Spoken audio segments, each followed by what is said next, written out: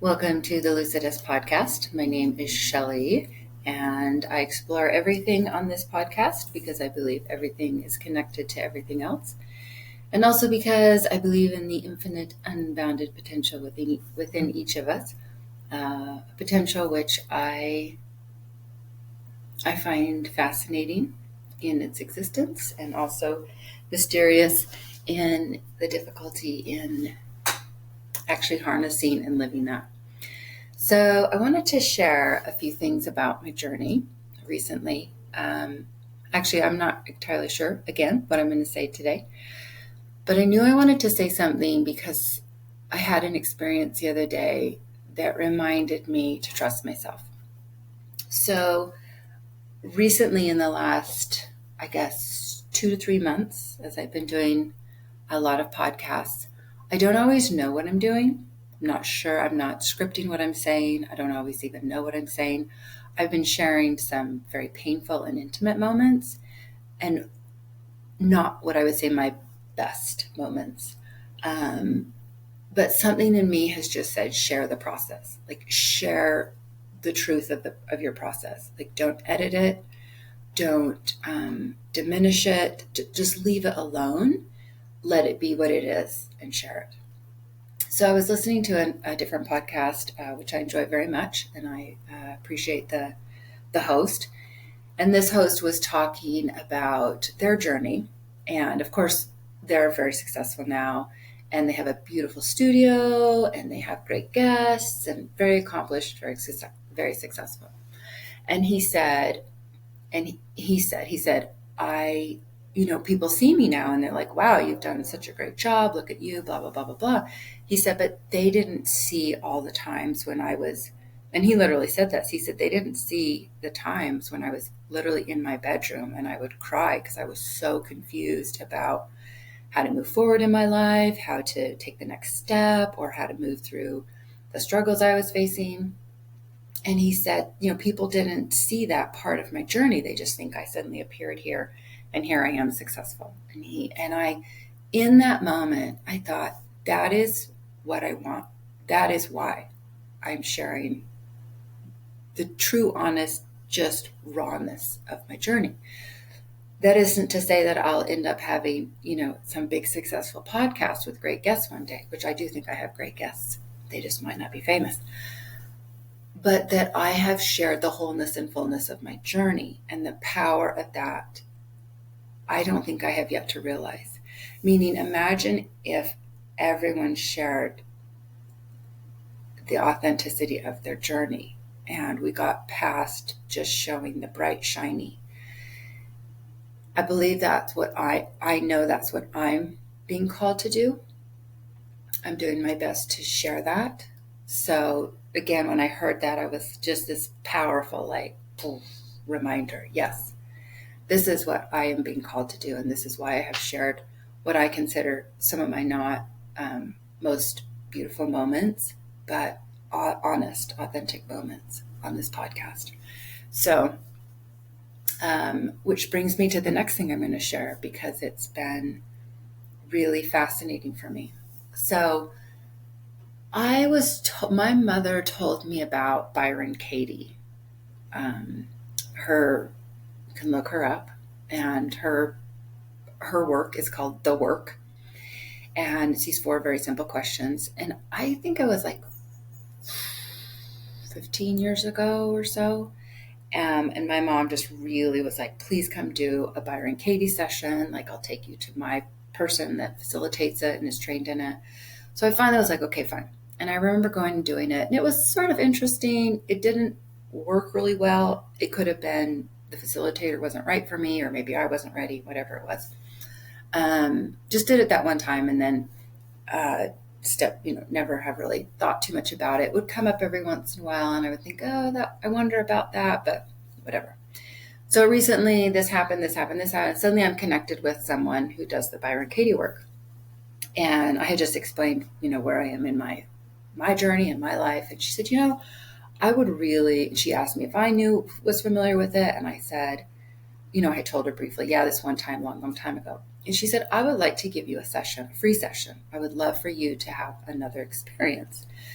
And I said, okay. And I said, you know what I'd like to look at is, I told her before we met, I said, I'd like to ask the question, the work I'd like to work on is, I still have this belief that the rape was my fault. Deep inside of me, there's something that's just been like, it's my fault. I'm really to blame for this. I told her, I said, this is what I want to work on. She said, great. So yesterday I went, and it was about a 2-hour session. It went by so fast. It's crazy what happens when you get into this just deep, inquisitive, just pulling apart your belief systems. Anyway, so first off, I would suggest, if you are ready to look at your beliefs, the Byron Katie method is extremely powerful, but make sure you have a well practiced therapist. This woman has been doing it for about 25 years. Or make sure you have the right therapist, or I shouldn't say therapist because they don't call themselves therapists, but the correct facilitator for you, because definitely this one was right for me. So I showed up, and something in me was like, you're not actually going to ask the question you thought you were going to ask. And I told her that. I said, I don't even know what question to ask. She said, well, let's just start playing around with different questions, blah, blah, blah. So we start doing that. And we ended up on the one, as I was just kind of talking about things, the one we came up with, because I suddenly was so triggered. And that was, I have had this just incredible angst. That's such a polite word. The words I used were not that nice. Just like this aggressive, hateful, like vile, just hideous feelings in relationship with the defense attorney.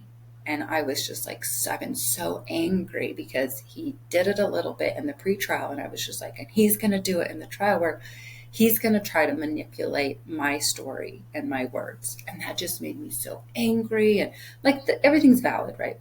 Whatever. So, as we begin to uncover, this, I do not want, the statement was, I do not want the defense attorney to manipulate my words and use them against me. So there's nothing wrong with that belief, right? Whatever. But that's what's so fascinating, is there's nothing wrong with that belief. Like, that's totally valid. But as I began to work through the whole Byron Katie process at the end of 2 hours, I don't even want to get into it because I want to give everybody a clean slate to have their own experience, but I don't know what happened. I do not know what happened last night. And I didn't ask. I mean, it was, but anyway, at the end I was like, oh, I no longer need to believe that belief, is basically it. And I could walk away and say, oh, yeah, I'm willing and able to allow him to behave that way. That he absolutely can and will manipulate my, not will, but likely will manipulate my story and my words and use them against me. And I was suddenly just like at peace with it, and like, yeah, of course, that's his job. That's what he's going to do. And I'm going to be okay. I'm going to be okay when he does that. So empowered with that. So at peace with myself. Like, I was finally just okay. Just okay. Got up today. That was Saturday. Today's Sunday. Got up today and ended up listening to Byron Katie's book, Loving What Is. And I canceled we had a few things planned today, just canceled them. Ended up just hanging out with myself all day today, listening to that book, cleaning my house while I lived, just doing the stuff, but like making home again. And a few hours ago, I don't know what's happened in the last 24 hours. I am so at peace with my rape, or I should say the rape, it's not mine, but the rape, with the trial, just with all of it, to the point where I just said to the universe, I no longer need anything else to happen. I no longer need to win. I no longer need to lose. I no longer need to get on the stand. I no longer need to get off the stand. Like I just, everything just, and that is a new, that is a new place for me. I no longer need to be right. I no longer need to be believed. I no longer need to hurt. I no longer need to grieve. I no longer need to feel anger.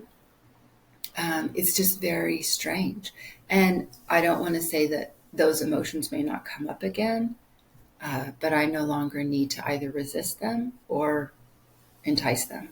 Like it's just, I've, I don't need that story anymore. You know, it happened, but I don't need the story. It doesn't define me, which doesn't mean it didn't happen. It just is like, it's just another, it's just there. Um,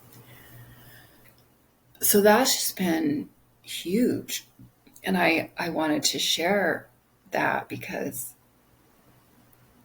it feels so good to, so here's another piece, and maybe this is what I'll call the podcast. It's just self-responsibility. So much of Byron Katie's work is about being self-responsible, like completely responsible. And in the book, there was a woman that talked about her sexual abuse and just fully taking responsibility for it, which is a strange thing to do. But the freedom in self-responsibility is so freeing. I mean, I know it sounds kind of obtuse to even say it, like, of course it is, but the freedom in self-responsibility is so freeing. And it just feels good. It just feels good. It feels like I can breathe more and more. I'm finding myself able to breathe. Breathe in situations that used to terrify me. Breathe in situations that I have not wanted to be in. And yet they're happening. And I'm like, well, okay, this is what it is. And how would you like to behave? And I actually have a choice. Oh my God, I actually have a choice. To be able to have choices in tough situations. And I have to say, my boundaries in one way are becoming like very, very clear. Just like so clear. And I'm setting them and I'm saying them and I'm not angry. Like that's the other thing is I've set some boundaries recently, like with a new job and, in my family, just like this is what will and won't work for me. I'm not aggressive about it. I'm just like, this is what will and won't work for me. And my new boss is like, oh, great. Okay. That's what, absolutely.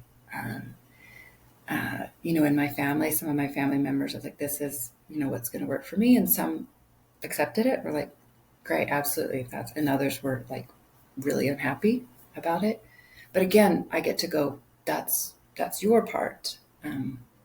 I'm just saying what is and isn't going to work for me in very clear, really honest ways. And that feels really good. And I'm surprised. I think I thought that as I got sort of better, whatever that means, but I think I thought as I got further on this journey of healing that maybe my boundaries would soften or lessen. They haven't yet. But they're they're very clear and concise. They're not muddy at all. They're like straight ass line. They're like, I see this line. This is my boundary. It's just super clear. This is it. I don't need you to like it. I don't even need me to like it. Like that was another thing is I didn't necessarily feel good doing it because I was like, oh, I'm not being nice. I'm not being, all the things that I think I should be. But I knew that this is what I needed to be healthy in the situation. And so I now understand enough to say, whether you like it or I like it. This is what I need. And then if it doesn't work, on your end, I totally get that. Like, it doesn't have to work for you. We can simply take whatever distance is needed. Meaning, if it doesn't work with my new boss, then I might not be the employee, right? If it doesn't work with a family member, then maybe we just don't have a lot of interaction right now. You can still set your boundaries on your side too. Like, I'm not saying no to that. I'm actually inviting it. Like, hey, if you don't like it, that's fine. You need to just tell me where your boundary is, and I'll absolutely respect that. So that has been interesting for me to experience my boundaries becoming razor sharp, and me being true and learning to be comfortable with them.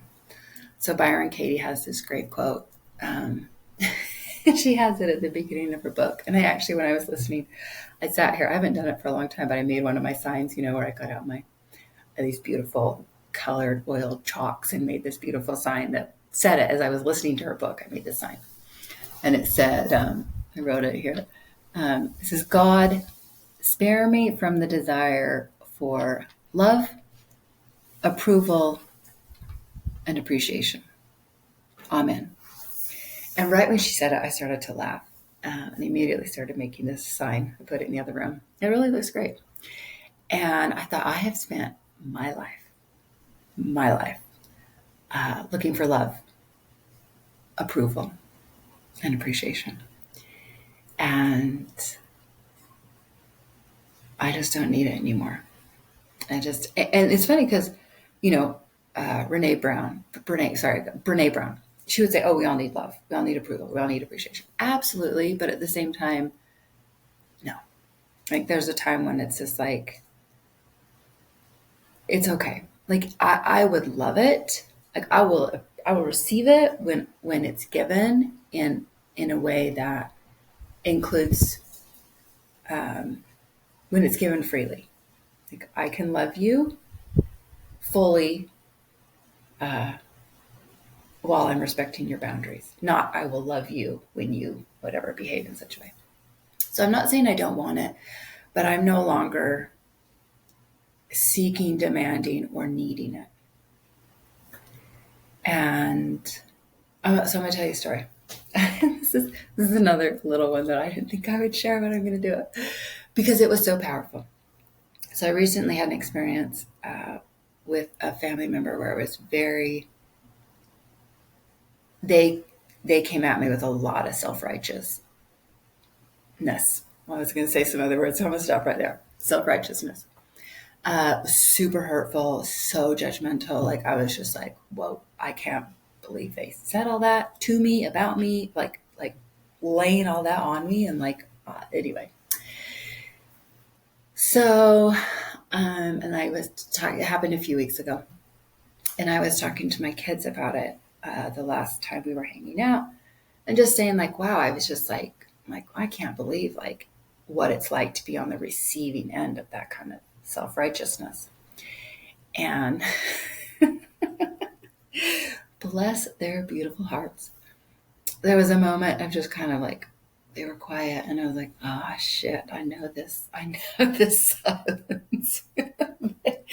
They kind of looked at each other, and I was like, oh, I can't remember who said it first, my son or my daughter. One of them went, well, Mom, you've done that. And I was like, what? I went, what? I went, what? And so they both quietly kind of gave some examples over the years. And I literally just hung my head, and then I knelt on the floor and then just put my forehead on the floor. The realization, and I just sat there, and they were so sweet. They came over and just knelt by me. The realization that I have done that, not only that I have done that to another human being, but I have done that to my children. Just so humbling. So humbling. And for them, I realized for them to have forgiven me and found some kind of understanding, huge. And so I just knelt back up and I looked at them and I said, I've done this. And they just said, yeah. They said, you haven't done it in a long time. You don't do it anymore, but you used to do it a lot. I was like, oh my gosh. I was like, I'm so sorry. Like, I had no idea that I ever did this. And they said, yeah, it was pretty painful when you would do it. And I was just like blown away. And I sat there for a second. I was like, where? And then I could see like my my parents could do that a lot.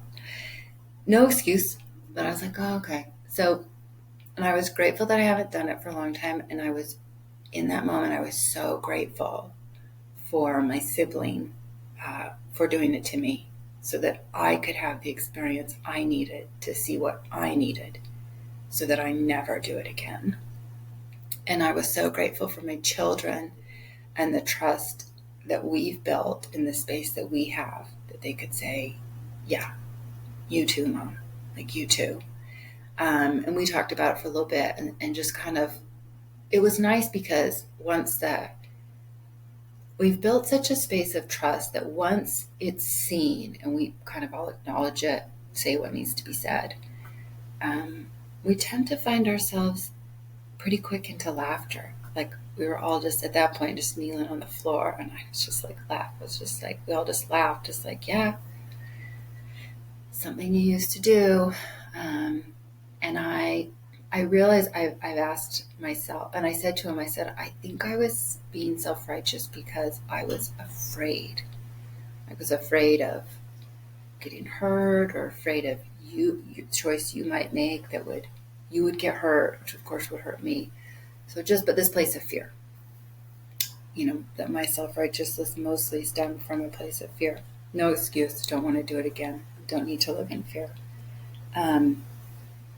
So it's moments like that where I can be confronted with something pretty like horrifying and hideous about myself. And I am deeply humbled by it, but I don't like crumble and fall apart. I just go, whoa, that is gnarly. But there's so much self-compassion and self-acceptance and self-love and self-approval that I go, okay, so that has been a part of my persona in the past. I no longer want it or need it. I'm going to be super aware of that and watch for it and notice anytime. And of course, I said to my kids, I said, if you see it again, I said, let me know, because one, I don't want to be that way. And I said, and there may be times where I'm not that way, but I'm coming across that way. And so I want to find another way to communicate with you where it doesn't seem like I'm being self-righteous, right? So this space where they're willing to mirror back to me when they're experiencing anything that feels like self-righteousness coming from me. So,